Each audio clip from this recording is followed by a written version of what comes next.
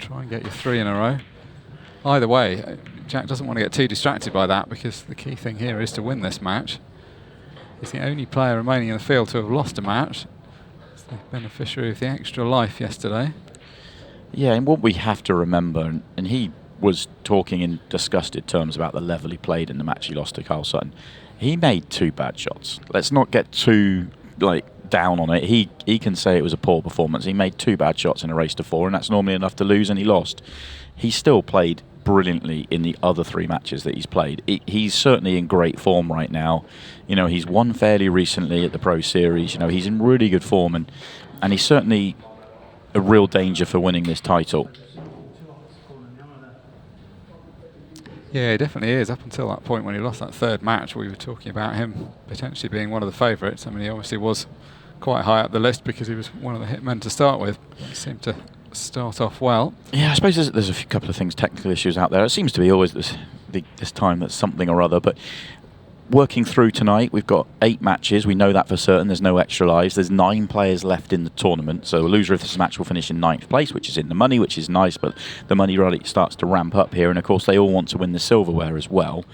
But what happens once we get to 5 players left is the hot seat goes. So if Jack was to win this match and then the next match, he goes to the hot seat, kicks Christy Caulfield out of the hot seat, and then he gets it for a couple of matches.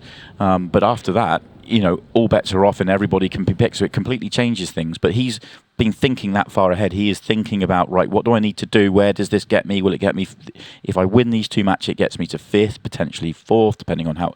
So he's kind of thinking that far ahead, and then there's quite a bit of gamesmanship and kind of tactical play going on right now. Yeah, I mean, it's interesting. Some players are clearly focused a lot more on the tournament specifics. Yesterday, it felt like if you guys were just here to have a good time, get through to day 2, don't think too much about it. It's always the same. This is a bit like getting to the quarterfinals of a tournament. We've got 8 players left. You're starting to eye up the silverware. What's your best path to it?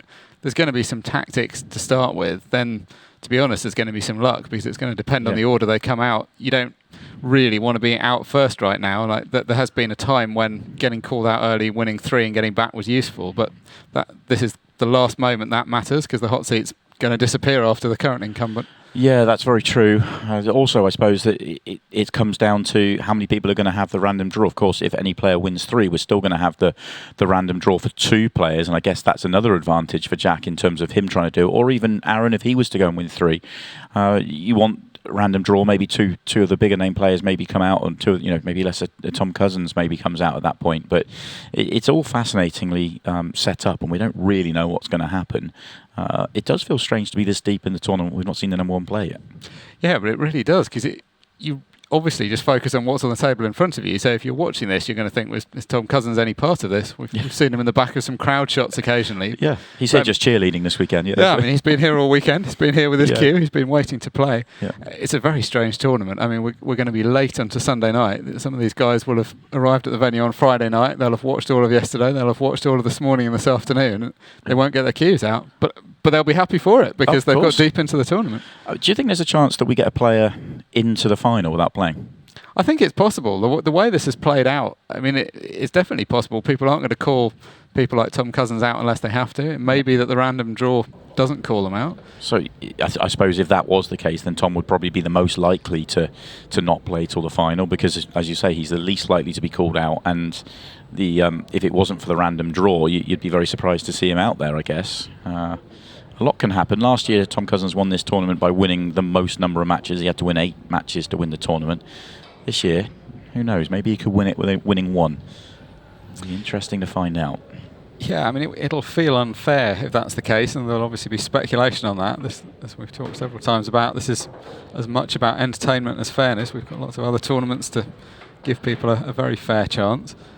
I mean, at the moment, of the players out there, Jack's played the most on the table. Ian Alley had played the most, but lost his 6th match.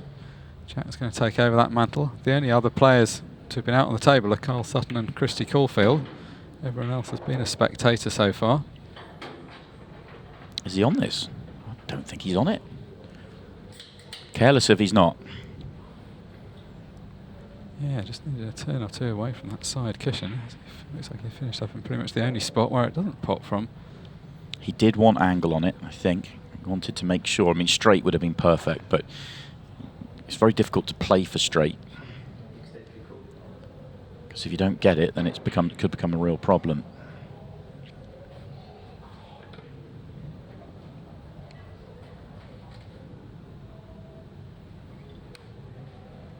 Yeah, if he could pot it, he's fine, because he only needs to get across the left-hand side, which I think was always the plan. Yeah, he was okay. Yeah, the fact that he didn't need to do anything positionally was helpful. That side cushion is a kind of guide. You knew that the ball over the bottom left potted from anywhere over near the cushion. And this is a pretty natural shot. The cue ball's going to be springing towards the racking area in the middle of the table.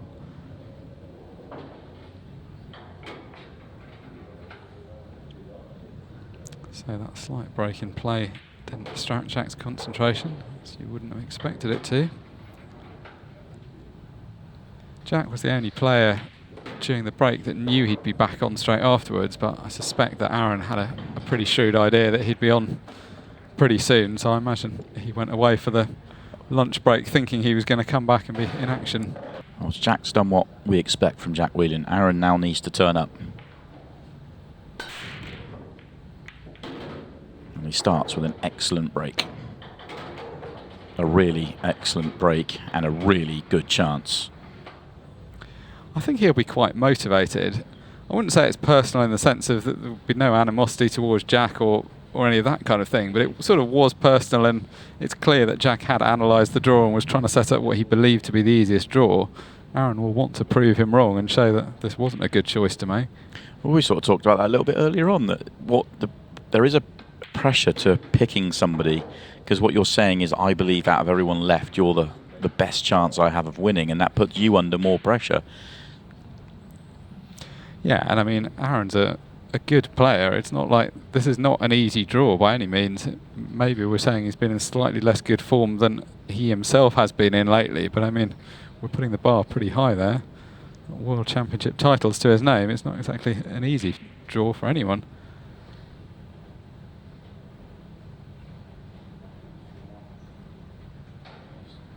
He's going to be part of the England team playing at the World Championships in Blackpool next month. Also had individual and double successes in the past.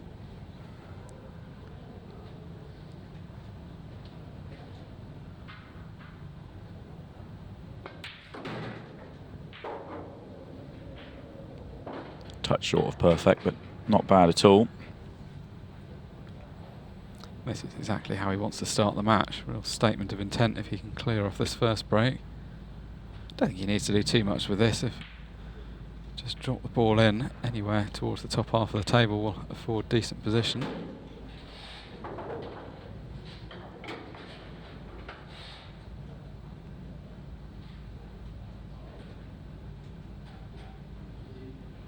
Generally a very solid player, more attacking than he may look from his demeanour around the table. Quite a positive style of play, but goes about it in a fairly measured way.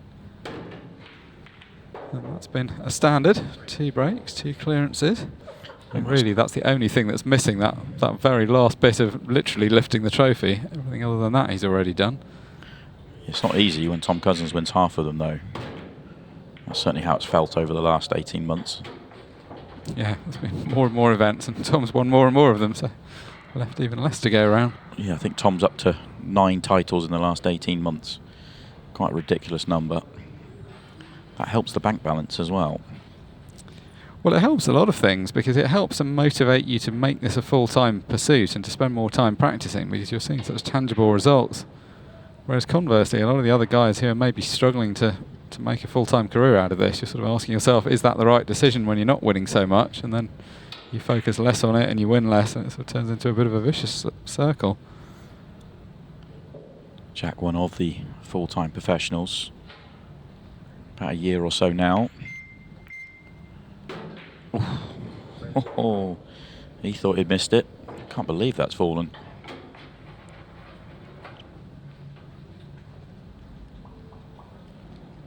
Not hit as intended, which is why he's also lost position.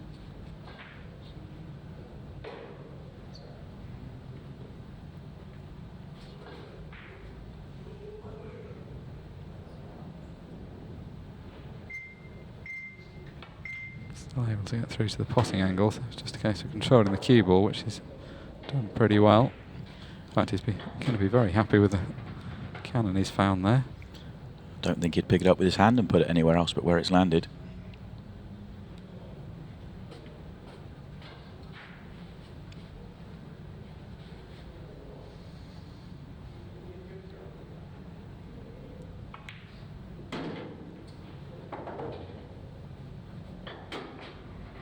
Not sure the red passes the yellow to the top left. It's certainly not the full pocket. In fact, he's not tried to do anything. Maybe it is okay. I mean, he could play short position on it as well. And he's not tried, I don't think, to get straight there, so. Yeah, no, he is going to try and drop it in, so he has come back a little bit too far here. It'll be delicate, because he'll probably leave himself the high angle on the red, or the low angle on the red as we look from this angle. And yeah, going into the yellow then.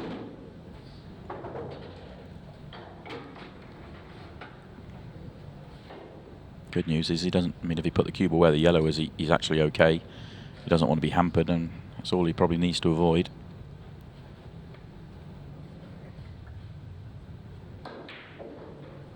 Fairly wide margin to drop on the ball in the middle afterwards. He doesn't need a particularly specific angle. Just doesn't want to get bundled up in this yellow. So he's digging down on the cue ball. Well, that was the thing he didn't want to do, because the positional side, although it wasn't going to be perfect, it was largely going to take care of itself. Just in trying to perfect the positional side, he's sacrificed the pot.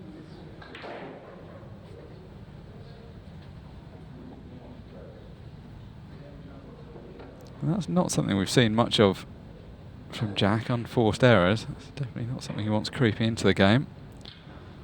It's the first time we've seen somebody call for a rest this weekend. I'm just stretching across the table. This is a very good reprieve for him, because the yellow on the break line looks to pass the red to the top right hand corner, so everything's got a pocket. Even if it doesn't, you can play it to the top left.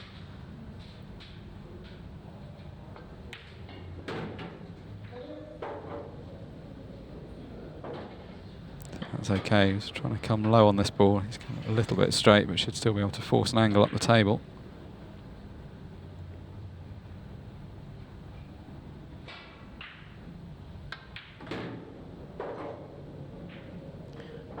He needs the yellow to go past the red top right.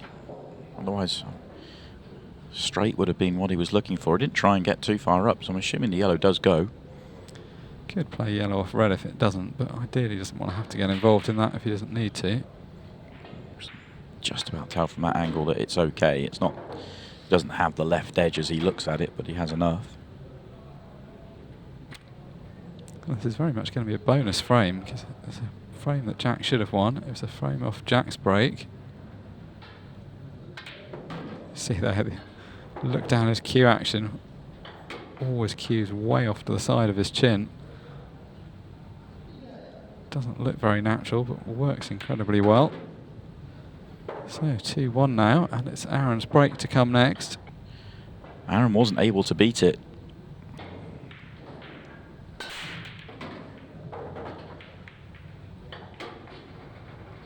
It's quite a surprise that we haven't seen any 6-red shootouts so far this weekend. 24 matches in already. We've only had one that's been close, really. Yeah, we should have seen one this morning. Phil Harrison had a great chance to take us to one.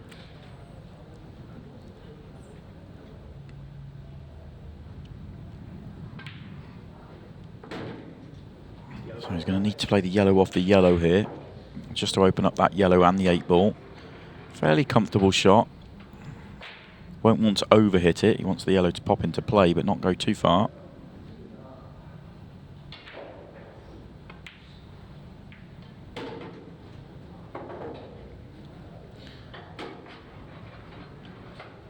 I'd like to not be hampered here. He'd love to go top right and then come down the table from top left.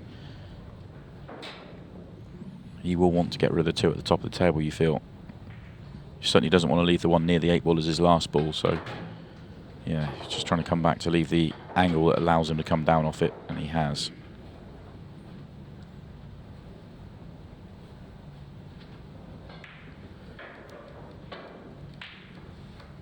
Yeah, although these two balls are close together, as you say, going from this yellow top right to the 8 ball would have been difficult, so clear that out of the way, then come down the table. Yeah, people might be wondering why we're saying that, because look, I mean, from where he was, it would have been really simple to get on the 8 ball, but you had to play one of the two at the top as your next ball from where you were, and if you could have got back to that angle that he's just played, then great, but you'd move in the cue ball half the table to get there. You're not likely to land that precisely.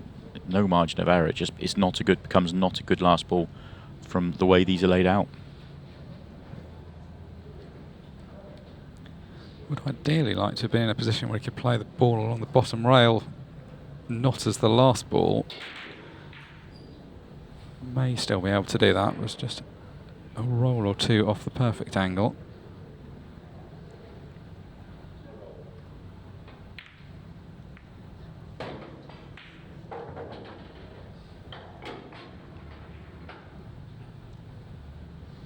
It's fine if he does have to leave it to last, but it's just a more difficult ball to get nice position onto the 8 ball. No choice though but to go this way. Just make sure you don't leave yourself too straight. Yeah, that's fine, because there's no traffic. You can just play the line here.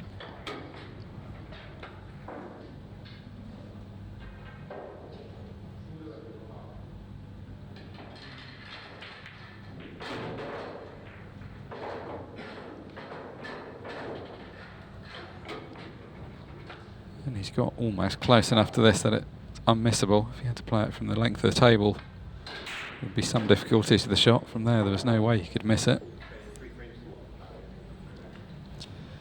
Yeah, he's going to want to get back into this. There's going to be some element of feeling a bit silly when it's obvious that he had a choreographed plan to get through to Neil Rayburn in the next match if he doesn't get to that point. But ultimately, it is a race to 4. Everyone knows that there's not a lot to choose between the players at this level over that distance.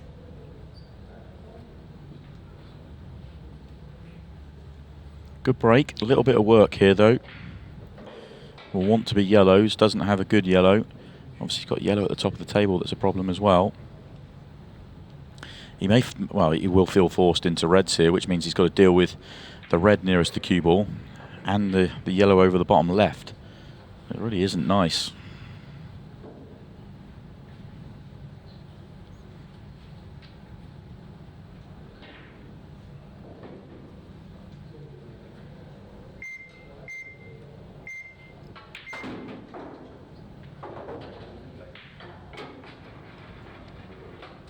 He's not playing the finish here. He could go bottom right and come across, but it's just not worth it. He's got problems at the top of the table, so just take his colour set and then play the loss of turn. Poor shot though. Didn't want to let that red run wild. No, he didn't really need to let the red one wild either, but he has made it a little bit difficult for Aaron, which I guess was the only really major goal. There's still the red and yellow tied up at the top of the table. It's important though when you're putting your opponent in this position where they haven't got much of a shot to make sure you keep your balls in play so that if they do make a mistake you're able to take advantage of it.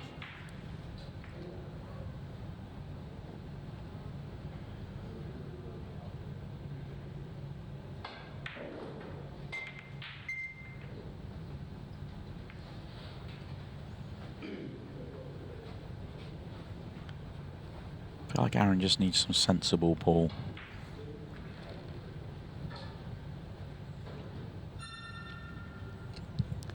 Much easier to play that sensible pool as well when you've got the two-frame lead. Time isn't really a factor yet, but somehow if you're the player behind, you do always feel a bit more obligated to play the positive stuff.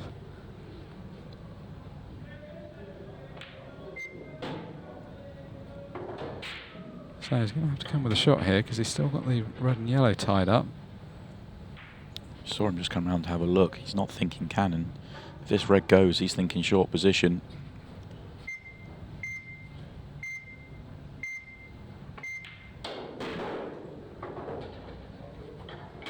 Which he has got, but not a good angle.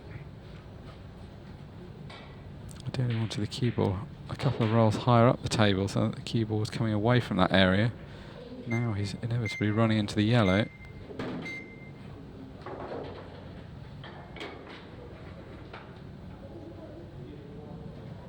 Could have been worse. Could have been slightly better, but it was never going to be that easy to control the cannon off the yellow.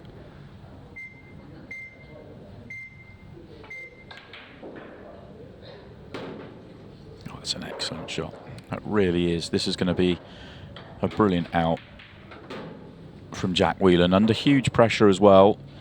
Aaron shouldn't be too down on himself. You know, he asked, you know, Jack to come out with a brilliant clearance. He's, you know, put the pressure on him, and Jack's come up with the goods here.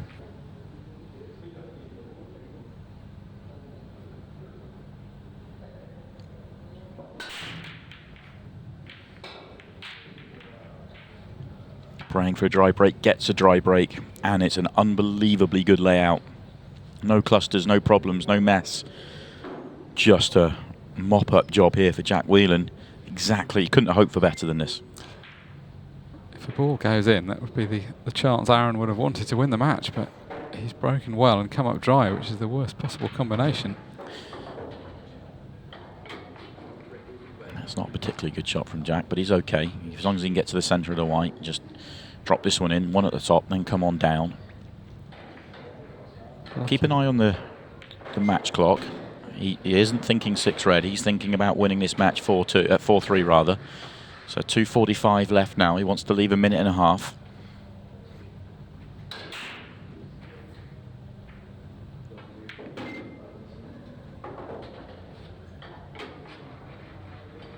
That's landed perfectly, as you can see there.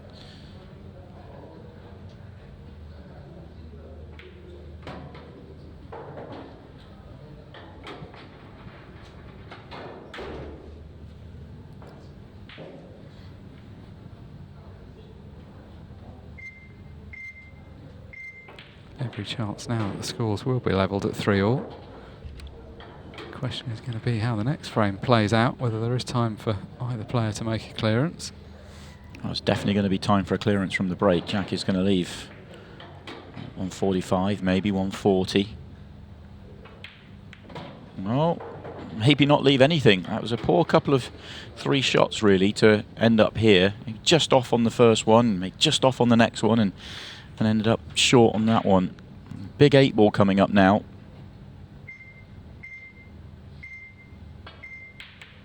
Oh, and nowhere near. Nowhere near for Jack Whelan. Don't damage your cue, Jack. He knows that's match over. That's why there is so much frustration for him. Aaron doesn't have to clear these balls up, he just needs to stop Jack having a shot at the 8 ball. Best way of doing that will be just to pot some balls. What will make Jack Whelan feel a little bit worse here as well, assuming Aaron does everything that's asked of him here and just pot a few balls, he's probably going to get a warning from the referee at the end of the match as well for, for slamming his cue on the table. Add insult to injury. He'll be bitterly disappointed with the 2 mistakes he's made in this match. Yeah, particularly the one in this frame, because it was very unnecessary. He was in good position, just carelessly slipped further and further away. We'd still have expected to pot that 8 ball, but that wasn't really the mistake. It was the fact that he was having to play it from the far end of the table when he should have been right behind it.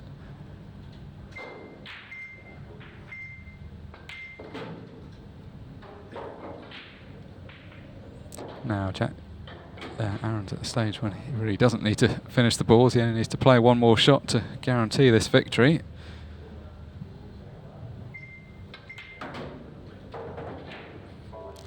Yeah, job done. Aaron Davies pretty much flawless in this match. 2 mistakes in it, both of them from Jack Whelan, and all the grand plans in the world. But Jack Whelan can't get the job done against Aaron Davies. Aaron has beaten Jack. He is a hitman, and his money is up for grabs, courtesy of our friends at Prasad. But it might not be that simple. We now find out if Aaron is getting the instant win, or if that bouncy is going on his very handsome head. Let's find out, Aaron.